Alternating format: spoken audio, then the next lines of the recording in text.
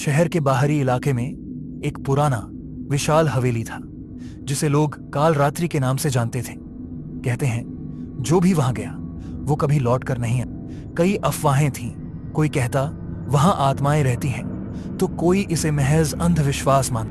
अविनाश, जो एक जिज्ञासु युवा पत्रकार था, ने इस रहस्यमयी हवेली की सच्चाई जानने का फैसला किया। उसके साथ उसकी दोस्त रिया और कैमरामैन अर्जुन भी थे। क्या तुम लोग सच में अंदर जाने के लिए तैयार हो? अविनाश ने गाड़ी से उतरते हुए पूछा। रिया ने एक हल्की मुस्कान के साथ कहा, डर से जीतने के लिए डर का सामना करना जरूरी है। अर्जुन ने कैमरे को ऑन करते हुए कहा, भूत वूत कुछ नहीं होता यार, ये सिर्फ कहानियां हैं। रात का अंधेरा घना हो चुका था। हवेली की टूटी फूटी खिड़कियां किसी मृत आत्मा के खुले मुंह की तरह दिख रही थी।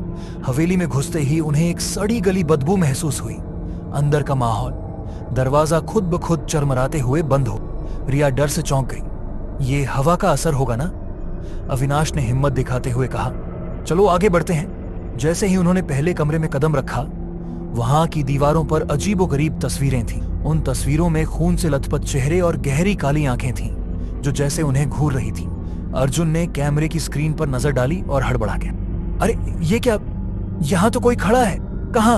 अविनाश ने अर्जुन के हाथ से कैमरा खींचा। कैमरे में साफ दिख रहा था। कमरे के कोने में एक परछाई खड़ी थी, लेकिन बिना कैमरे के वहां कोई नहीं था।